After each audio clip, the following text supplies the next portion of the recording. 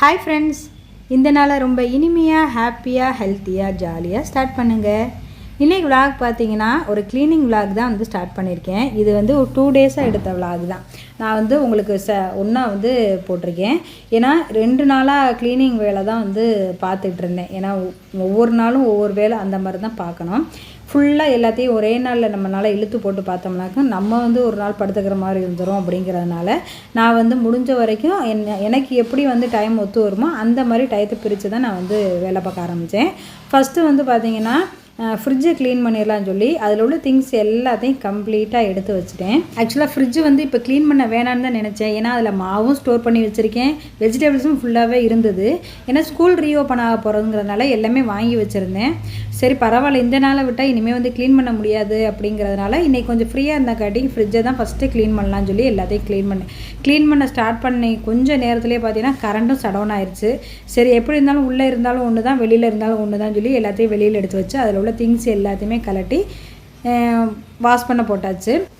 Wash பண்ண அந்த பொருளை எல்லாத்தையும் பார்த்திங்கன்னா கொஞ்சம் வெளியில் காய வச்சுட்டு கொஞ்சம் நல்லா ட்ரை ஆகட்டும் அப்படின்னால. ஏன்னா அது கொஞ்சம் நேரம் காஞ்சிருச்சுன்னா நம்மளுக்கு எடுத்து வைக்கிறதுக்கு ஈஸியாக இருக்கும் அப்படிங்கிறனால எல்லாத்தையுமே காய வச்சுட்டேன். கரண்ட்டு சடவுனுங்கிறதுனால டிவி ஓடாதனால பாப்பாவும் நானும் சேர்ந்து வேறு ஏதாவது விளையாடலாம்னு சொல்லி கொஞ்சம் நேரம் டைம் ஸ்பெண்ட் பண்ணலாம் அப்படின்னு சொல்லிட்டு இந்த பல்லாங்குழி இருக்கு இல்லையா, இதை யாரெல்லாம் இன்ன வரைக்கும் விளையாண்டுக்கிட்டு இருக்கீங்க அப்படிங்கிறத மறக்காமல் கமெண்ட் பண்ணுங்கள். சில பேருக்கு இது என்னன்னே தெரியாது, எப்படி விளையாடணும்னு தெரியாது. இந்த பல்லாங்குழி பார்த்தீங்கன்னா என் தம்பி எங்கள் அக்கா பெரிய பொண்ணாகிறப்ப செஞ்சு கொடுத்தது. அது எங்கள் வீட்லேயே இருந்தங்காட்டி அப்படியே இருந்துச்சு. சரி நான் எடுத்துகிட்டு போகிறேன்னு சொல்லி நான் எடுத்துகிட்டு வந்தேன். பாப்பா யூஸ் பண்ணுவா அப்படிங்கிறதுனால அவளுக்கு எடுத்துகிட்டு கொடுத்ததுலேருந்து அவள் ரொம்ப விளையாண்டுட்டு இருந்தா. அதுக்கப்புறம் நாங்கள் கொஞ்சம் டைம் கிடைக்கிறப்பெல்லாம் இந்த மாதிரி தான் விளையாடுவோம். விளையாண்டெல்லாம் முடிச்சுட்டு லஞ்செல்லாம் சாப்பிட்டு முடிச்சு ஒரு 3:30 போல் கரண்ட்டும் வந்துருச்சு. சரி ஃப்ரிட்ஜில் உள்ள திங்ஸ் எல்லாம் கொண்டு அந்தந்த இடத்துல வச்சிடலாம்னு சொல்லி எல்லாமே எடுத்து வச்சுக்கிட்டு இருந்தேன். அப்படியே வெஜிடபிள்ஸு எல்லாமே கொண்டு அதில் வச்சாச்சு. பூ ஒரு பாக்ஸில் நான் தனியாக ஸ்டோர் பண்ணி வச்சுருக்கேன். இது எப்போவுமே இந்த இடத்துல தான் இருக்கும். அதே மாதிரி பாக்குமே எங்கள் வீட்டில் எப்போவுமே கொஞ்சம் கூட தான் இருக்கும். அது என்னன்னு தெரில, யாராவது வாங்குறதா இல்லை ஏதாவது ஒரு டைம் வாங்குறது அப்படியே இருக்கும். அதையும் நம்ம டோர் மேலே வச்சாச்சு. ஃப்ரிட்ஜு ஃபுல்லாகவே கம்ப்ளீட்டாக க்ளீன் பண்ணி முடிச்சிட்டேன். இப்போ இப்படி தான் இருக்குது. இது எப்படி நான் க்ளீன் பண்ணியிருக்கேன் அப்படிங்கிறத மறக்காமல் கீழே கமெண்ட் பண்ணுங்கள். இதில் எப்போவுமே பார்த்தீங்கன்னா மல்லித்தலை, கருவேப்பிலை, புதினான்னு இது பல்காக ஸ்டோர் பண்ணி வச்சுக்கிட்டே தான் இருப்பேன்னா. இது நெக்ஸ்ட்டு இன்றைக்கி பார்த்தீங்கன்னா ஃபுல்லாகவே கம்ப்ளீட்டாக கிச்சனை தான் க்ளீன் பண்ணணும்னு நினச்சேன். கிச்சன் செல்ஃப் ஃபுல்லாக பார்த்தீங்கன்னா க்ளீன் பண்ணி ஒரு 4 மாதத்துக்கிட்ட ஆயிடுச்சு. சரி இன்றைக்கி இது எல்லாமே க்ளீன் பண்ணிடலாம் அப்படின்னு சொல்லிட்டு இது எல்லாமே எடுத்து வச்சுக்கிட்டு இருக்கேன். அதில் உள்ள கிராசரி ஐட்டம்லாம் கொஞ்சம் தீர்ந்து இருந்தது. நான் ஆல்ரெடி கிராசரி எல்லாம் வாங்கி தான் வச்சுருந்தேன். சரி அதை ரீஃபில் பண்ணி வைக்கிறதுக்கு முன்னாடி எல்லாமே வாஷ் பண்ணிடலாம் அப்படின்னு சொல்லிட்டு அதில் உள்ள பாத்திரத்தை எல்லாமே எடுத்து வாஷ் பண்ண போட்டாச்சு. வெளியில் போட்டுட்டால் கொஞ்சம் ஃப்ரீயாக விலைக்கு வைக்கலாம் அப்படின்னு சொல்லிட்டு அது எல்லாமே வெளியில் எடுத்து போட்டுட்டேன். கிச்சனை பொறுத்த வரைக்கும் ரொம்ப சிம்பிளாக இருக்கிற மாதிரி தான் இருக்கும். ஆனால் உள்ளே எடுக்க திங்ஸ் வந்துக்கிட்டே இருக்கும். எனக்கும் அப்படி தான். அதனால் மேக்ஸிமம் நான் எல்லாத்தையுமே எடுத்து போட்டுட்டேன். கிச்சன் கபோர்டில் உள்ளது ஃபுல்லாகவே விலைக்கு வச்சதெல்லாம் அப்படியே கையோடு கொண்டு வெளியிலையும் கவுத்தி வச்சுட்டேன். நல்லா வெயிலில் காயட்டும். காய்ஞ்சதுக்கப்புறம் நம்ம கிராசரியெல்லாம் ரீஃபில் பண்ணி வச்சுக்கலாம் அப்படின்னு சொல்லிட்டு. ஏன்னா தண்ணியெல்லாம் கொஞ்சம் நல்லா ட்ரை ஆகணும். அப்போ தான் நம்ம ஈரம் படாமல் ஜாமான்லாம் எடுத்து வைக்க முடியும். அப்படிங்கிறதுனால நிறைய பாத்திரம் விலைக்கு வச்சுருந்தேன். எல்லாத்தையுமே அப்படியே கொண்டு கவுத்தி வச்சாச்சு. ஏன்னா பாத்திரத்தை விலைக்கு வச்சிட்டோம்னாக்கா அதுக்கு ட்ரை ஆகிட்டு இருக்க அந்த சமயத்தில் நம்ம கிச்சன் ஃபுல்லாக அதாவது கம்ப்ளீட்டாக க்ளீன் பண்ணிடலாம். செல்ஃபில் உள்ள எல்லா திங்ஸையுமே நான் எடுத்து வச்சுக்கிட்டு இருந்தேன். ஒவ்வொரு செல்ஃப்லேயும் ஒவ்வொரு பொருட்கள் வச்சுருந்தேன். எனக்கு கீழே இந்த சைடு ஃபுல்லாகவே கபோர்டு தான். அதாவது கிச்சனில் கவுண்டர் டாப் இருக்கக்கூடிய ரைட் சைடு ஃபுல்லாகவே செல்ஃபு தான் இருக்கும். அது எல்லாமே உள்ள திங்ஸ் எல்லாம் எடுத்து வெளியில் வச்சுட்டு அப்படியே எல்லாமே சோப் போட்டு நான் கழுவிட்டு இருந்தேன். மேலே நான் அந்த ஃப்ளெக்ஸோட சீட் இருக்கு இல்லையா, அதுதான் நான் யூஸ் பண்ணுறேன். எப்போவுமே அதுதான் யூஸ் பண்ணிக்கிட்டு இருக்கேன். ரொம்ப நல்லாயிருக்கு. இதுக்காக செல்ஃப் லைனர்லாம் நான் எதுவுமே வாங்குறதில்ல. கடப்பாக்கல்ல அதனால் எப்போவுமே நல்லா சுத்தமாகவே நீட்டாகவே இருக்கும். அதில் ஒரு எண்ணெய் பிசுக்கோ அழுக்கோ தூசியோ எதுவுமே இருக்காது. மேலே இருக்கக்கூடிய இந்த சீட்டில் மட்டும்தான் கொஞ்சம் அழுக்கு இருந்தது. ஏன்னா ஒரு 4 months ஆகுங்கிறதுனால ரொம்ப ஒன்றும் அழுக்கெல்லாம் கிடையாது. அதனால் கொஞ்சம் அழுக்கு இருந்ததுனால எல்லாமே அதிலேயே அப்படியே வச்சு நான் லிக்யூடு போட்டு தொடச்சிட்டு அப்படியே ஒரு வெட் கிளாத் வச்சு நல்லா தொடச்சி எடுத்துட்டேன். அதுக்கப்புறம் இந்த சைடில் உள்ள கபோர்டும் இதுலேயும் பார்த்திங்கன்னா நிறைய திங்ஸ் இருந்தது. எல்லாத்தையுமே எடுத்து வெளியில் வச்சுட்டு அந்த டோரெல்லாம் ஃபுல்லாகவே சோப் போட்டு நல்லா நிறைய பேர் வீட்டில் பார்த்தீங்கன்னா பொங்கல்னு வந்தால் தான் வீடே சுத்தமாகும். அப்படி தான் முன்னாடியெல்லாம் எங்கள் வீட்டில் இருந்தது. இப்போல்லாம் ஒரு 2 மாதத்துக்கு ஒரு தடவை இல்லை 3 மாதத்துக்கு ஒரு தடவை நான் கிச்சனை க்ளீன் பண்ணிடுறது. எங்கள் மாமியார் இருக்கும்போது எங்கள் மாமியாரை பார்த்துக்கிறதுக்காக ஒரு ஹெல்ப் வந்து வச்சுருந்தோம் மெய்டு. அவங்க வந்து ஒரு 2-3 மாதத்துக்கு முன்னாடி பார்த்தீங்கன்னா ஃபுல்லாகவே எனக்கு கம்ப்ளீட்டாக க்ளீன் பண்ணி கொடுத்ததுனால அதுக்கப்புறம் ஃபுல்லாக க்ளீன் பண்ணலை. அதுக்கப்புறம் இப்போ தான் வந்து நான் க்ளீன் பண்ண ஸ்டார்ட் பண்ணேன். அந்த கபோர்டெல்லாம் தொடச்சி முடிச்சுட்டு அப்படியே கவுண்டர் டாப்புக்கு அடியில் 2 செல்ஃப் இருக்கு இல்லையா, இந்த பக்கம் 2 செல்ஃபு அந்த பக்கம் 2 செல்ஃப் இருக்குது.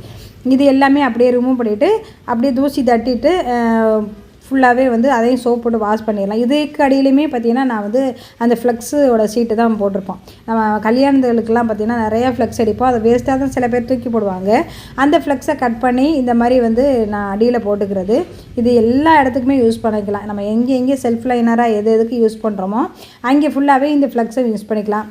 அந்த பீரோக்கு அடியில் அந்த தட்டில் வந்து போடுறதுக்கு கவர் மாதிரி அதுக்கு யூஸ் பண்ணிக்கலாம். கிச்சன் கபோர்டுக்கு யூஸ் பண்ணிக்கலாம். பூஜை ரூமுக்கு யூஸ் பண்ணிக்கலாம். அப்புறம் இது கிளாத்லாம் மடிச்சு வைப்போம் இல்லையா, அந்த கபோர்ட்லேயும் யூஸ் பண்ணிக்கலாம். இந்த மாதிரி எல்லாத்துலேயுமே இந்த ஃப்ளெக்ஸ் வந்து நம்ம யூஸ் பண்ணிக்கலாம். ரொம்ப நல்லாயிருக்கு. டக்குன்னு பிஞ்சு போகிறதும் கிடையாது. க்ளீன் பண்ணுறதுக்கு கொஞ்சம் ஈஸியாக இருக்குது. இது எல்லாமே க்ளீன் பண்ணி முடிச்சுட்டு கபோர்டை ஓரளவுக்கு இருக்கிற திங்ஸை அந்தந்த இடத்துல அரேஞ்ச் பண்ணி வச்சுருக்கேன் இப்போதைக்கு. இதுக்கப்புறம் வந்து இந்த உப்பு ஜாடி, ஆயில் கேனு ஆக்சுவலாக வந்து இப்போ ரீசெண்டாக ஒரு வாரத்துக்கு முன்னாடி தான் க்ளீன் பண்ணேன். அதனால் ஆயில் பாட்டில் மட்டும் க்ளீன் பண்ணல. மற்றபடி அந்த ட்ரே அது எல்லாமே பார்த்திங்கன்னா அதையும் கம்ப்ளீட்டாக க்ளீன் பண்ணிடலாம்னு சொல்லி அதையும் க்ளீன் பண்ணிகிட்ருக்கேன்.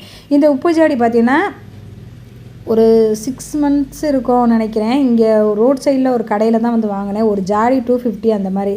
2 ஜாடி பார்த்திங்கன்னா 500க்கு தான் வந்து வாங்கியிருந்தேன்.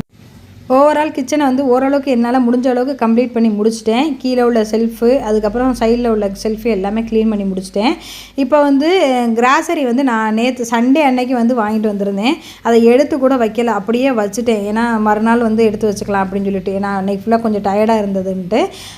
அதோட இன்றைக்கி வந்து எல்லாமே க்ளீன் பண்ணதுனால பிரித்து எல்லாத்தையும் என்னென்ன இருக்குதுன்னு பார்த்து எடுத்து வச்சுட்டு அப்படியே கூட்டி வச்சிடலாம் அப்படின்னு சொல்லிட்டு அதை எடுத்து வச்சுக்கிட்டு இருக்கேன்.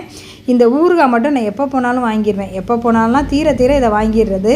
ஏன்னா அது ஒன்று எனக்கு ரொம்ப பிடிக்கும், என் ஹஸ்பண்டுக்கும் ரொம்ப பிடிக்கும். இந்த பூண்டு ஊறுகாய் எந்த ஒரு சைடிஷும் இல்லை அப்படின்னா இந்த ஊறுகாயை வச்சே நான் வந்து சாதம் சாப்பிட்டுவேன். எனக்கு அவ்வளோ பிடிக்கும் இது.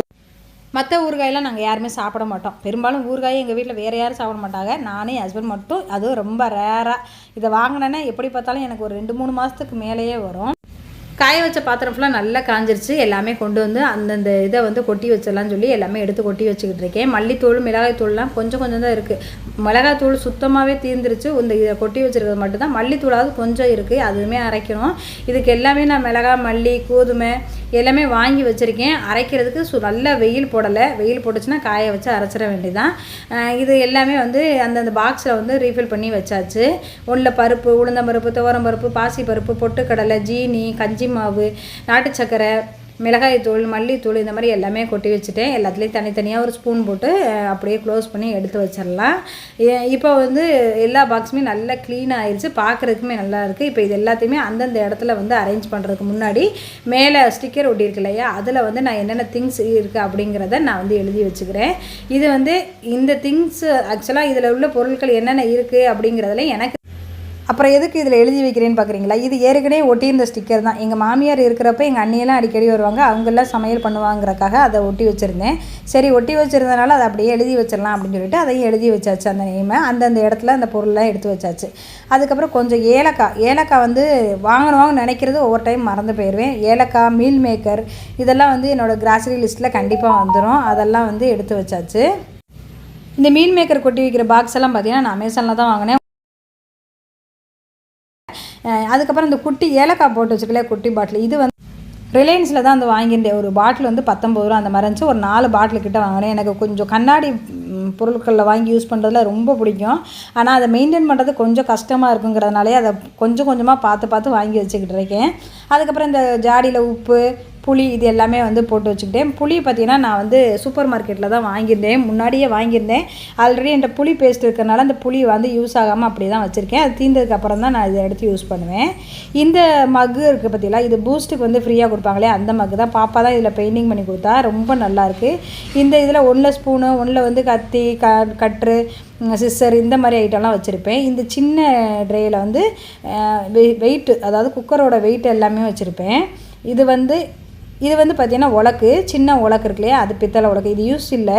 அதனால் இது என்ன பண்ணுவேன், இதில் கொஞ்சம் சில்லற காயின், அப்புறம் ஒரு 10, 20, 50 வரைக்கும் இருக்கக்கூடிய சில்லற காசு இதெல்லாம் இதில் வச்சுருப்பேன். கிச்சன்லேருந்து நம்ம ஏதாவது வாசலில் வருது, கீரை, மல்லித்தலை இந்த மாதிரி ஏதாவது வருதுன்னா டக்குன்னு சில்லற வேணும்னா இதிலேருந்து எடுத்துகிட்டு போய் நான் வாங்கிக்கிறது. அதனால் எப்போவுமே நான் என்கிட்ட அந்த சில்லறையும் கொஞ்சம் 50 ரூபா நோட்டு, 20 ரூபா நோட்டுன்னா இதில் வச்சுருப்பேன். நம்ம கிச்சனில் சமைச்சிக்கிட்டு இருக்கும்போது வாசலில் வந்து மல்லித்தலையோ, கீரையோ, இந்த மாதிரி ஏதோ ஒரு காயோ, வெஜிடபிள்ஸோ வரும்போது டக்குன்னு அந்த சமயம் ஒரு சில்லறை தேவைப்பட்டுச்சு அப்படின்னா அந்த சமயத்தில் நம்ம தேடிட்டு இருக்க முடியாது. தேடிக்கிட்டு இருந்தால் கிச்சனில் சமையல் கெட்டு போயிடும். அப்படிங்கிறதுனாலேயே நான் இதில் கொஞ்சம் காயின் வந்து போட்டு வச்சுருப்பேன். டக்குன்னு வந்துச்சுன்னா அப்படின்னா வாசலில் வந்து நிற்க சொல்லிவிட்டு இதில் உள்ள காயின் எடுத்துகிட்டு போய் நான் கொடுத்துக்கிறது. அதனால தான் இதில் சில்லறை காயின் நான் எப்போவுமே வச்சுருப்பேன். அந்த ஆயில் ட்ரேயில் ஃபுல்லாகவே ஆயில் பாட்டிலில் எல்லாமே ரீஃபில் பண்ணி வச்சாச்சு. அதுக்கப்புறம் மிளகா வந்து தனியாக தாளிக்கிறதுக்குனே ஒரு 1/2 கிலோ இல்லை 1/4 கிலோ மிளகா வந்து வாங்கி வச்சுக்குவேன். அரைக்கிறதுக்கு தனியாக ஒரு 1.5 கிலோ அளவுக்கு மிளகா வந்து வாங்கி வச்சுக்குவேன். எனக்கு வந்து மல்லித்தூளை விட மிளகாய்த்தூள் தான் வந்து அதிகமாக தேவைப்படும். ஓரளவுக்கு கிச்சனை கம்ப்ளீட்டாக க்ளீன் பண்ணி முடிச்சிட்டேன். இன்றைக்கி டே ஃபுல்லாக ரொம்ப பிஸியாக தான் போச்சு.